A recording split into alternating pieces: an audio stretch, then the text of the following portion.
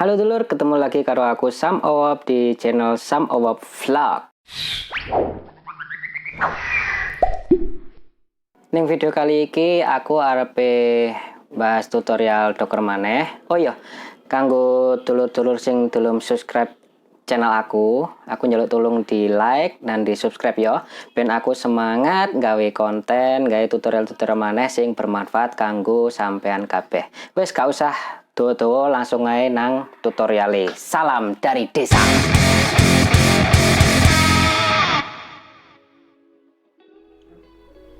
Di tutorial kali ini saya akan menjelaskan bagaimana caranya membuat Docker image.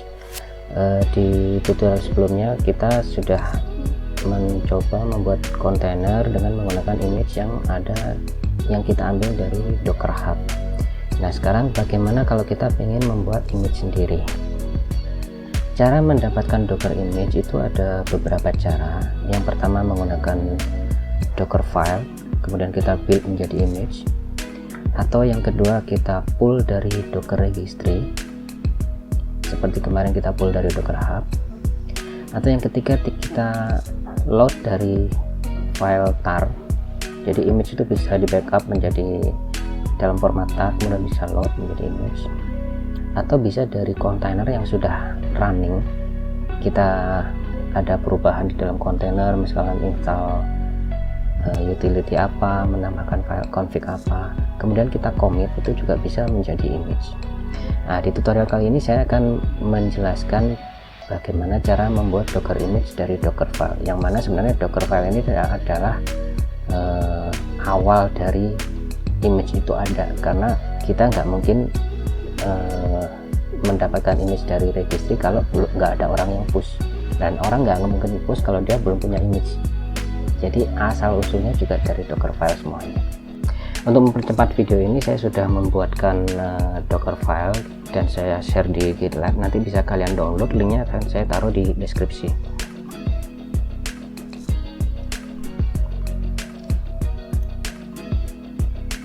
Ini adalah contoh Docker file.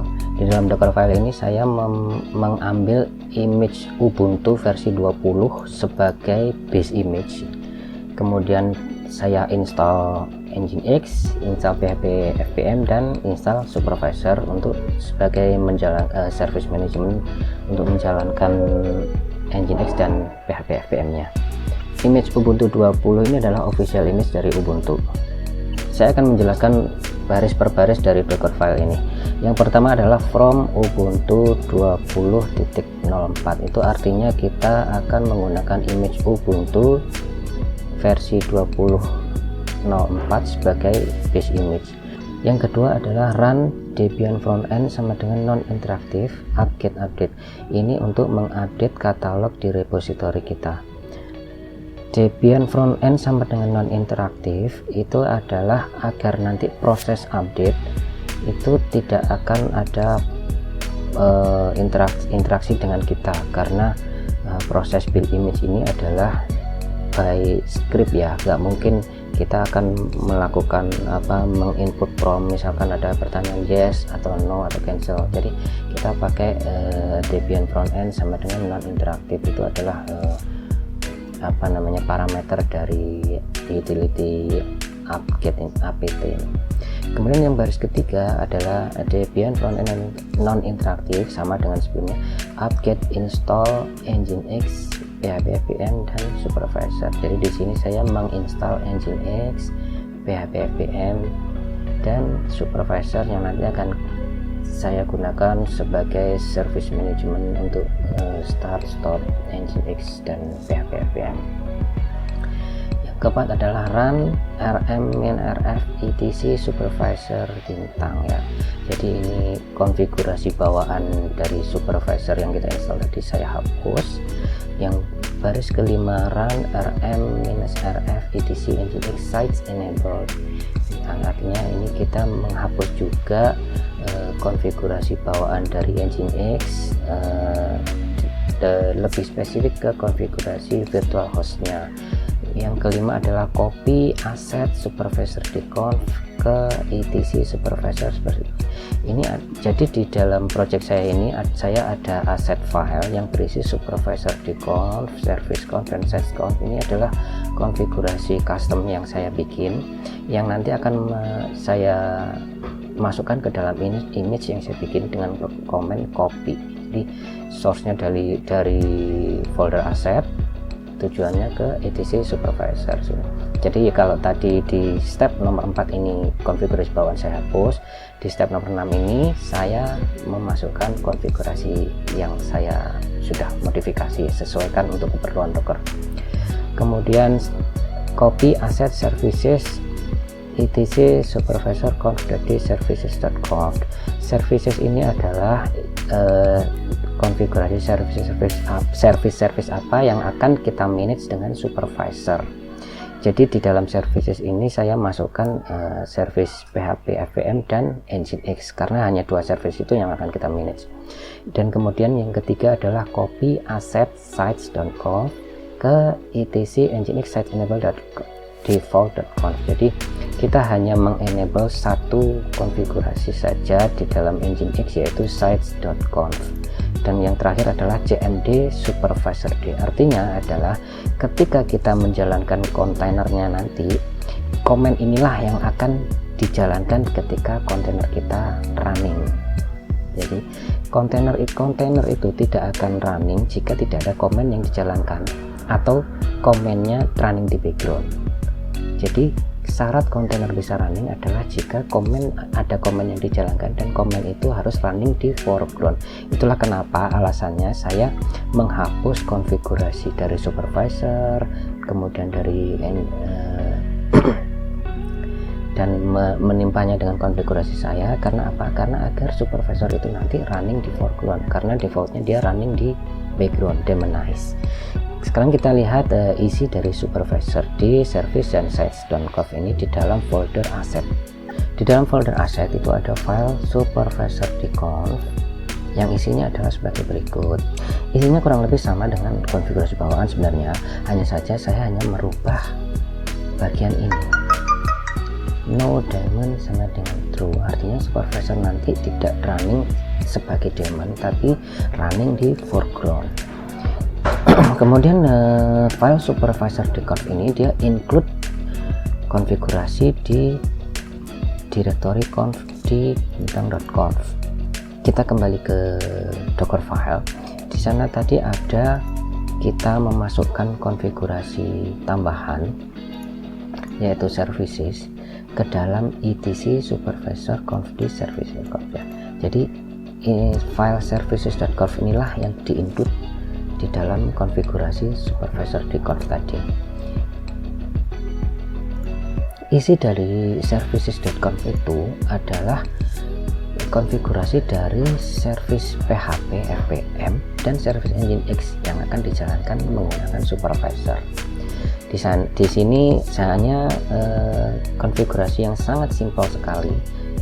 Yang pertama adalah service PHP, komennya adalah menjalankan PHP FVM 7.4. Kebetulan di image Ubuntu 20.4 yang saya pakai sebagai base image ini, PHP bawaannya adalah PHP versi 7.4. Jadi komennya adalah PHP -FVM 7.4. -r artinya adalah memperbolehkan service ini, PHP FVM ini jalan sebagai root user ya, karena kita akan menjalankannya sebagai root.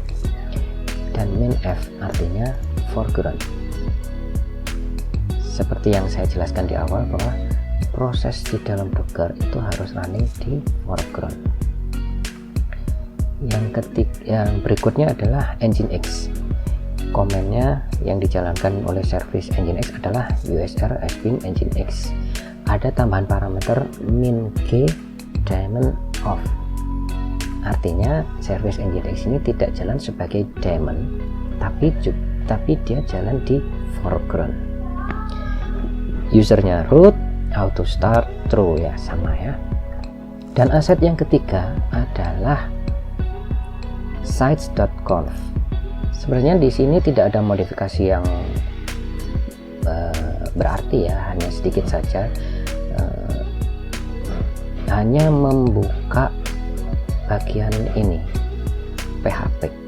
Jadi defaultnya Nginx kan dia tidak enable PHP ya, karena kita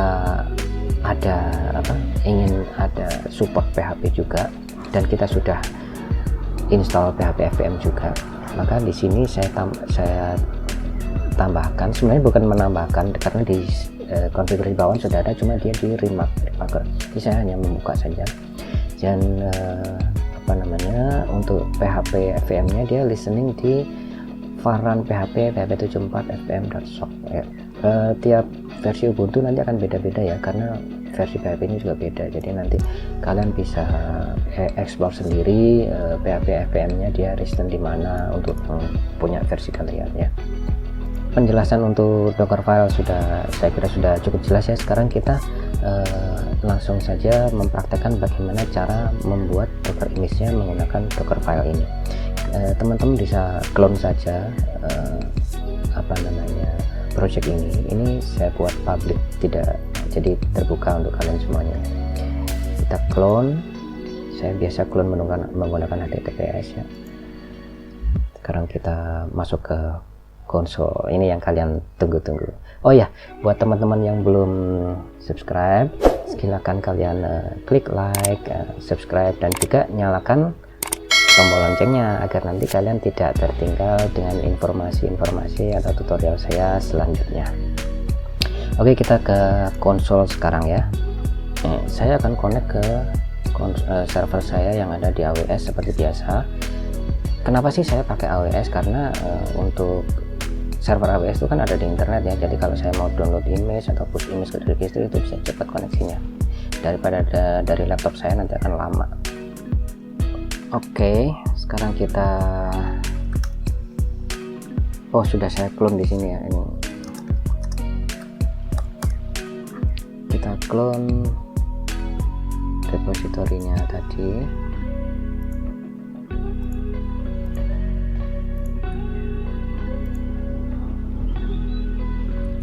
Kalian udah familiar dengan Git kan ya, jadi saya nggak perlu jelaskan lah apa itu Git. Git clone ya. Jadi kalian tidak akan ditanyakan user password karena project ini publish ya, free for you teman-temanku tersayang. Kita masuk ke ini.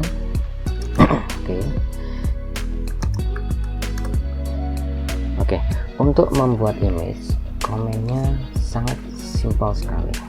Docker build main t itu artinya tag. Kita mau kasih nama image kita apa, misalkan systio/nginx php fpm ya, titik, harus ada titiknya. Jadi docker build main t, nama image-nya titik, enter.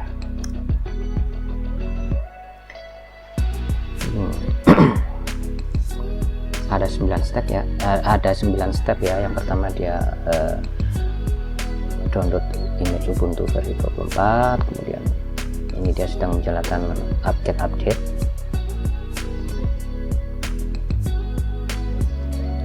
Kemudian ini menjalankan install.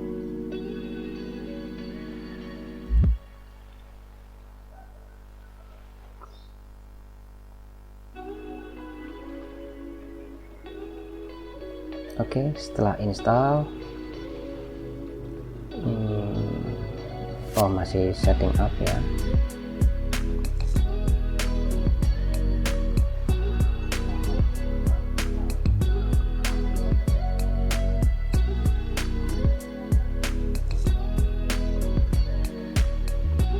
Oke.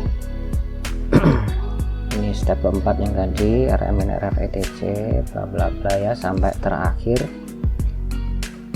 successfully tagged systio nginx php fpm latest. Oke, kita sudah berhasil membuat image. Kita lihat image yang ada di server kita sekarang ya. Di sana ada otomatis, karena saya memakai Ubuntu sebagai base image, maka dia otomatis download image Ubuntu juga. Kemudian ini image yang baru saja kita build tadi. Nah, sekarang mari kita coba menjalankan image tersebut. Docker run, kasih nama nginx ya, jangan lupa min d atau di touch, kemudian min p. Masih ingat kan yang di tutorial Docker yang kedua?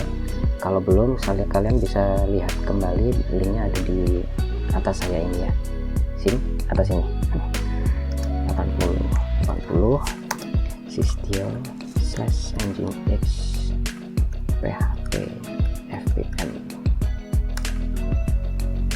Oke,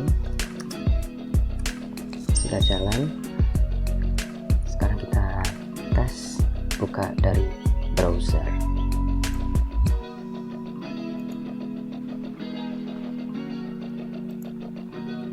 Alamat IP saya adalah IP di AWS itu berubah-ubah ya teman-teman ya, karena kita tidak reserve.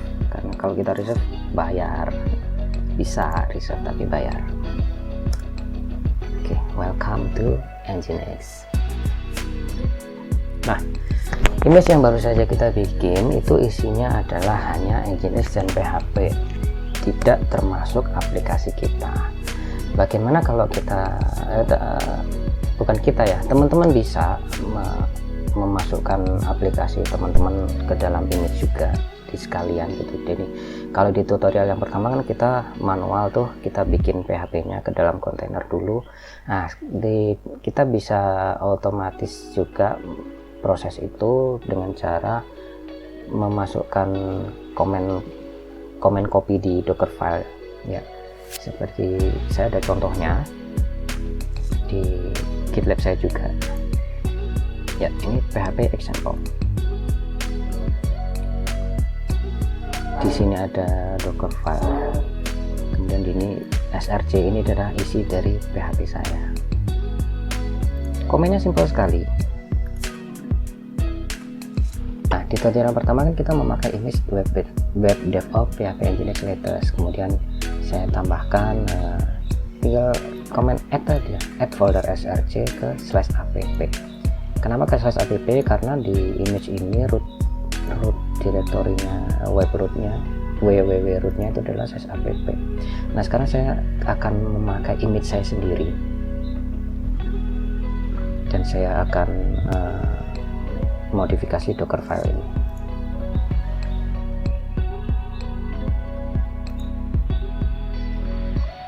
Untuk edit otomatis saya harus login ya. Base image-nya akan saya pakai image saya sendiri. Tadi image-nya adalah systio nginx php fpm ya. Sebentar, saya benar nggak image-nya tadi itu ya? Systio nginx php fpm, oke betul ya. Terus, nah, destinasinya adalah var www.html. Nah, kalau ini saya bikin standar ya, bukan di /app.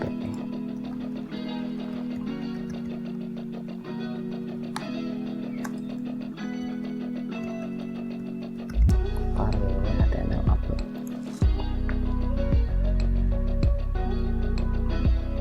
Oke, kita simpan.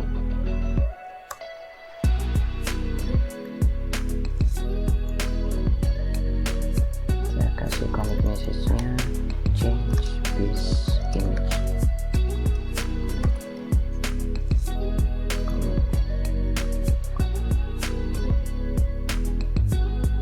Oke, sekarang akan saya clone project ini. PHP example ini akan saya clone.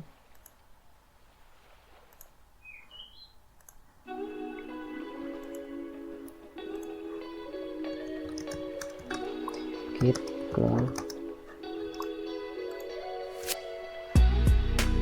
Oke, jadi PHP example.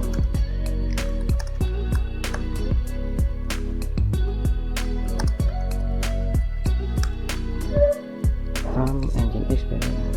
Kita kita verifikasi lagi ya, bener nggak image-nya itu. System English PHP FPM. Oke, kita langsung build saja docker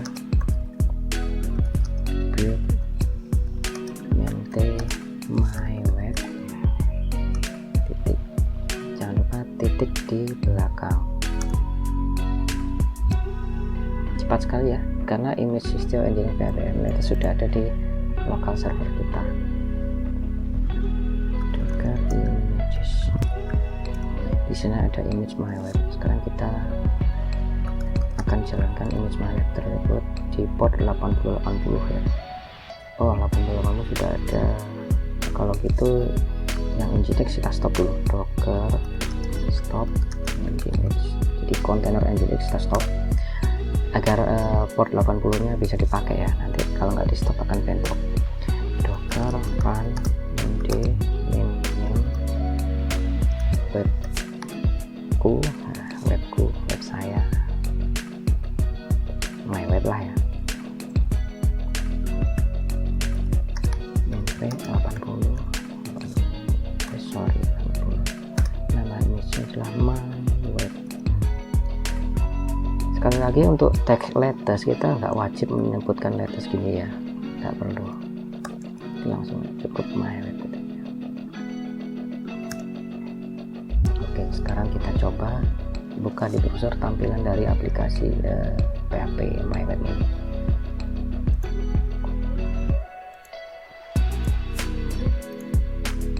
Kita tunggu dulu. Oke, ini adalah aplikasi demo PHP saya. Ini index page nya, ini contoh upload ya, kita bisa upload image, any image lah ya, example desktop nih misalnya kita upload. Oke, has been uploaded. MySQLDB, oops, karena tidak bisa connect ke MySQL ya, kita belum ada MySQLDB. Oke, jadi kira-kira begitulah cara membuat Docker image sendiri. Mudah-mudahan tutorial ini bermanfaat. Sampai ketemu lagi di tutorial-tutorial berikutnya. Jangan lupa di like ya, untuk membantu saya agar saya lebih semangat lagi. Karena siapa sih yang nggak suka di like? Like itu kan artinya sarangnya yo.